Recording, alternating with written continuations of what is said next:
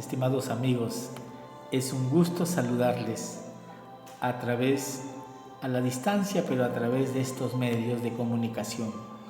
Deseo que Dios esté con cada uno de vosotros y sobre todo que esté bendiciendo la vida de cada uno de ustedes. En esta ocasión, hoy vamos a estudiar este tema acerca de uno también de las características de los dones que Dios le ha dado a su pueblo, a su iglesia. Es el don de la profecía. Primeramente vamos a ver quién o por quién fue que se concedió este don de profecía. ¿Quién lo trae? En el libro de Segunda de Pedro, en nuestras Biblias, dice así. Segunda de Pedro, en el capítulo 1, el versículo 19 al 21, dice así, que tenemos la palabra profética más segura, a la cual hacemos bien en estar atentos como a una antorcha que alumbra en un lugar oscuro. Entonces la profecía es algo que al cristiano le ayuda a saber en qué tiempo está viviendo, a conocer los tiempos de Dios y en qué tiempo está viviendo. Es decir, de todo el programa o el cronograma que tiene Dios para la historia de este mundo, ¿dónde estoy yo parado? ¿Dónde estoy viviendo? Por eso es que dice que hacemos bien en estar atentos a la profecía como si fuese a una luz que alumbra un lugar oscuro.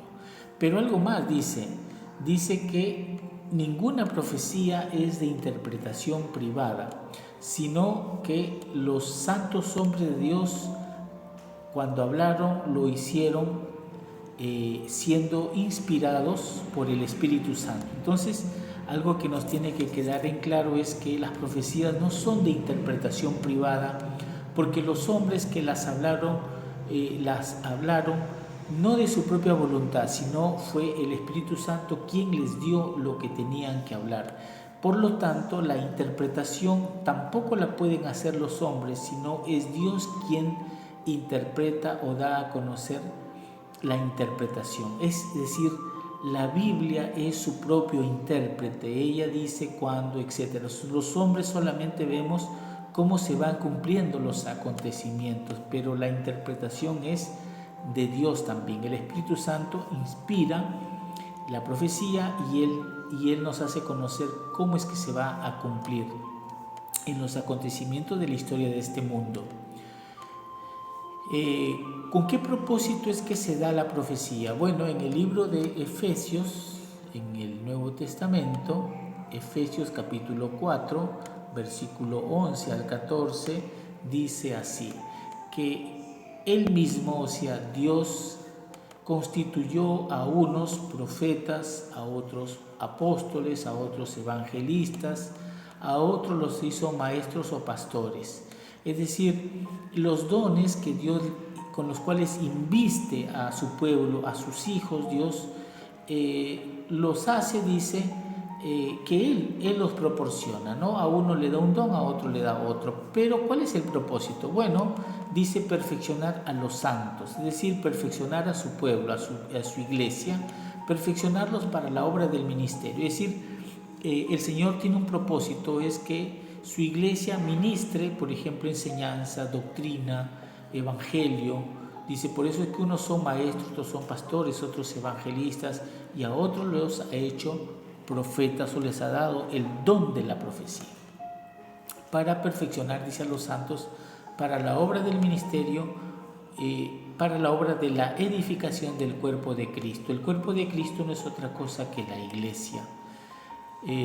¿Hasta cuándo es que Dios dará profetas o mantendrá Dios el don de profecía?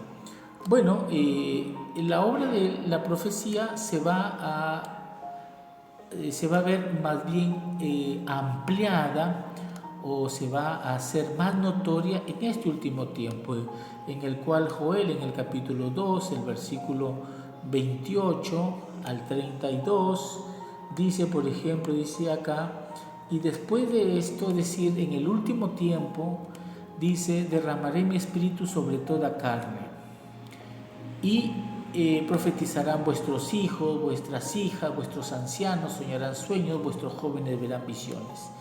Y también habla de que Dios no discrimina cuando del don de profecía, lo puede dar entonces sobre un niño, sobre un joven o sobre un adulto o anciano. Pero tampoco hay clase social para la que Dios no hace acepción de personas. Por ejemplo, dice que sobre los siervos, sobre las siervas derramaré, dice, mi espíritu en aquellos días. Es decir, el Espíritu Santo está prometido para su pueblo en el último tiempo. Lo hizo en el tiempo de Pentecostés, se cumplió esta profecía, y en el último tiempo también derramará, dice, su espíritu sobre su pueblo y hará prodigios entonces en el cielo, en la tierra, dice. Y el versículo 32 dice, y todo aquel que invocar el nombre de Jehová será salvo, ¿sí? Entonces Dios ha prometido que entre sus dones habrá el don de profecía y se va a hacer notorio en este último tiempo también. Hay algunos acontecimientos que muestran el cumplimiento profético. Por ejemplo, en el libro de Génesis, en el capítulo 15, versículos 13 al 16, usted puede notar de que Dios con precisión matemática ha ido cumpliendo lo que Él ha dicho que va a hacer. Por ejemplo, a Abraham le dijo que su descendencia moraría o viviría en tierra ajena, es decir, se cumplió cuando la nación de Israel fue a vivir bajo el periodo donde estaba José, fue a vivir a Egipto. Pero luego decía algo más la profecía, será esclava allí, porque a pesar de que al principio fueron invitados a vivir allí, en poco tiempo después fueron llevados a la esclavitud. Entonces se cumplió la parte que dice, será esclava allí y será oprimida 400 años. Más también a la nación a la cual servirán juzgaré yo, y después de esto saldrán con gran riqueza. Entonces se cumple porque después la nación de Israel sale de Egipto y salen después de 400 años y salen con mucha riqueza, ya que después de las plagas que cayeron, Faraón mismo y los egipcios prácticamente los empujaron a la nación para que se vayan y les dieron todo lo que pidieran, dijeron, ¿no? Entonces se cumplió esa parte. Después, por ejemplo, otra parte que se cumplió, por ejemplo, la vemos en Gálatas 4:4. Hay muchas partes, muchas profecías que se han cumplido, pero entre algunas son estas, ¿no? Gálatas 4:4 dice, pero cuando vino el cumplimiento del tiempo, Dios envió a su Hijo, nacido de mujer y nacido bajo la ley. La profecía decía de que el Salvador, el Señor Jesús, nacería de una virgen, ¿no? Había profetizado también dónde nacería, en qué circunstancias, y también se han profetizado muchas cosas de su vida que se cumplieron. Su ministerio, por ejemplo, no gritará, no apagará el pábilo que humeare, decía la profecía, vendría para dar libertad a los oprimidos, darle la vista a los ciegos, y todo eso se cumplió en el Señor Jesús. Es decir, con precisión matemática muchas de estas profecías se han cumplido. ¿Qué importancia tiene, por ejemplo, todo esto, ¿no? Por ejemplo, veamos cómo se identifica un verdadero profeta.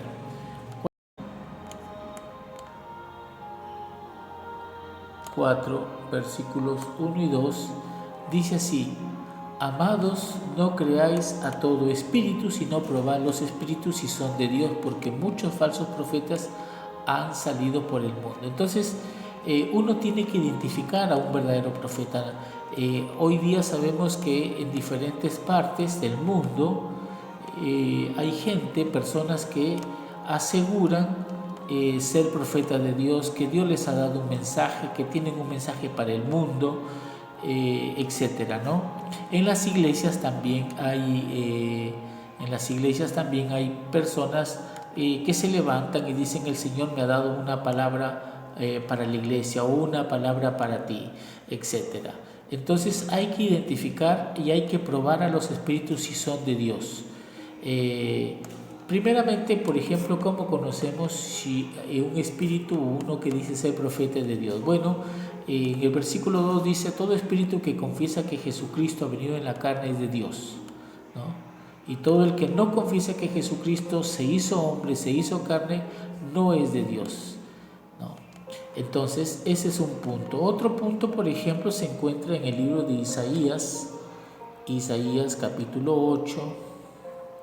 El versículo es 19 y 20, dice así: y si os dijeren, por ejemplo, preguntad a los encantadores, a los adivinos que susurran, responded, ¿cómo consultará el pueblo a los muertos por los vivos? ¿No? A la ley y al testimonio, si no dijeron conforme a esto, es porque no les ha amanecido. ¿Qué significa esta palabra? Bueno, que primeramente hay gente que, por ejemplo, consulta a los horóscopos, los encantadores, los magos, los agoreros, adivinos, dice, y no consultan a Dios. Entonces, el pueblo de Dios no puede consultar fuera de las profecías bíblicas, no se puede consultar a nadie acerca de lo que va a suceder en el mundo o acerca de cuál es la voluntad de Dios, ¿sí? Siempre, como dice acá, a la ley y al testimonio. O sea, el profeta tiene que hablar de acuerdo a lo que está escrito en la palabra de Dios, a la ley de Dios y al testimonio que es el espíritu de profecía. Es decir, no tiene que haber contradicción entre lo que él está profetizando y lo que ya está profetizado. No hay incongruencia. Tiene que ser, la Biblia no tiene incongruencias ni en ninguna parte de sus libros. Todo es un hilo de oro que desde el Génesis hasta el Apocalipsis se mantiene, hay una unidad en el contenido. Entonces, si no os dijeren conforme a esto, es porque no les ha amanecido, es decir, están en tinieblas. La otra condición, hay muchas condiciones, pero una de las otras condiciones se encuentra en el libro de Deuteronomio, capítulo 18, el versículo es el 20 al 22, dice así. Dice, el profeta que tuviere la presunción de hablar palabra en mi nombre, dice Dios, a quien yo no le haya mandado hablar, o que hablar en nombre de dioses ajenos, el tal profeta morirá. Es decir, el que hablaba algo diciendo, Dios me mandó, me dijo esto, o hablaba en nombre de otros dioses, entonces aquella persona tenía que morir. Dice, y si dijeres en tu corazón, ¿cómo conoceremos entonces la palabra que Jehová no ha hablado? Bueno, es muy sencillo. Si el profeta hablara en nombre de Dios y no se cumple lo que dijo, ni acontece lo que dijo, entonces es palabra que Jehová no ha hablado. Ese hombre le habló de su propia voluntad, como dice acá, con presunción le habló ese tal profeta. No tengas temor de él, ¿no? Entonces tiene que cumplirse lo que Dios ha dicho en boca de ese profeta.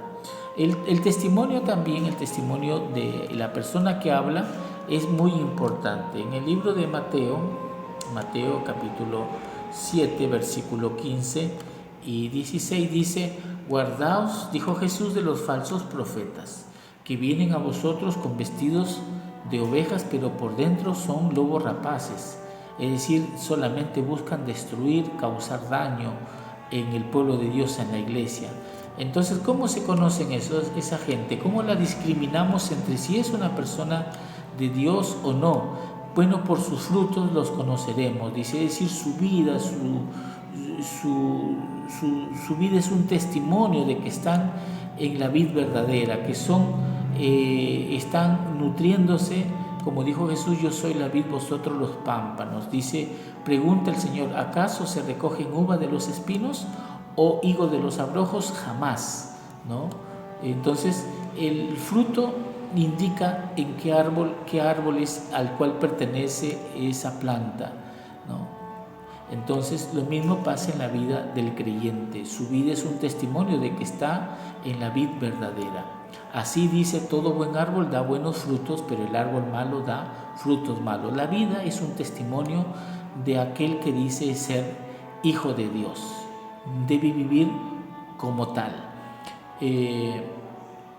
Veamos la importancia que tiene la profecía en la iglesia. En el libro de Proverbios, capítulo 29,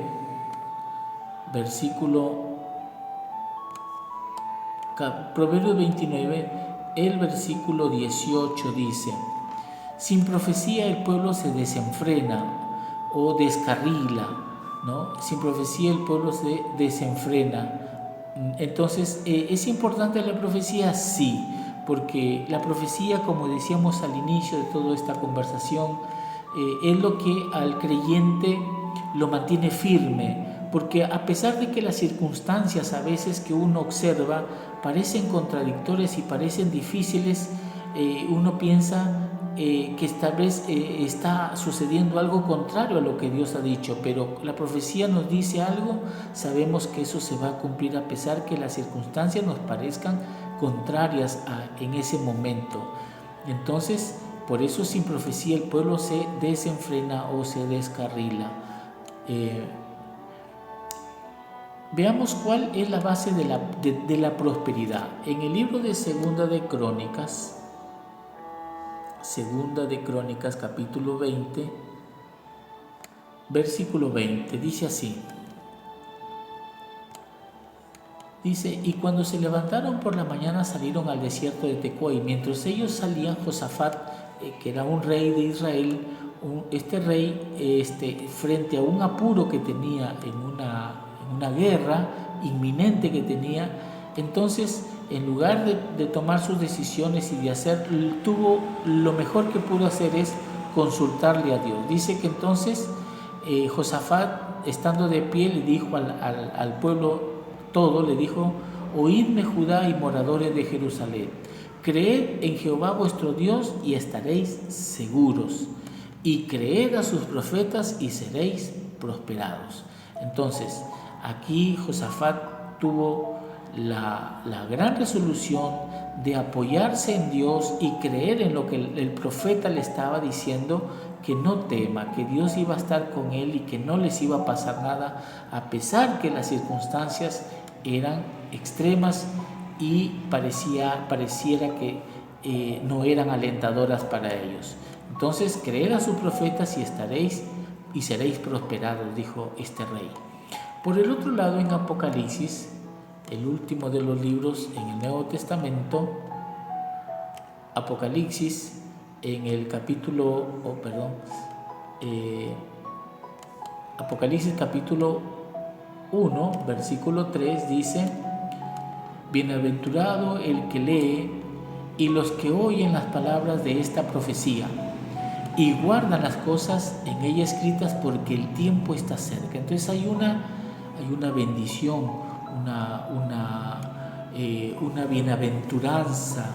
Te dice doblemente: eres feliz o felices aquellos que leen, los que oyen y los que guardan las palabras de esta profecía. Y no se refiere únicamente a las palabras de la profecía de Apocalipsis, sino a las palabras de Dios, a las profecías que en ella están escritas y que con seguridad se van a cumplir. Bueno, esperemos que este tema haya sido de bendición para tu vida. Como siempre, vamos a hacer una oración. Amado Dios, te damos las gracias en esta ocasión por permitirnos estudiar tu palabra y conocer que tú aún estás al control de todo, y que las profecías que en su tiempo has dado a través de las épocas, en este último tiempo también sabemos, Señor, que tú tienes palabra para nosotros, y que cuando tengas algo nuevo que comunicarnos, levantarás un profeta, Señor. Guárdanos en esta noche, en este día también, y sea hecha tu voluntad por siempre. Todo esto te lo pedimos y agradecemos por Cristo nuestro Salvador. Amén. Bueno, ha sido un placer saludarles. Estamos siempre en contacto, como siempre.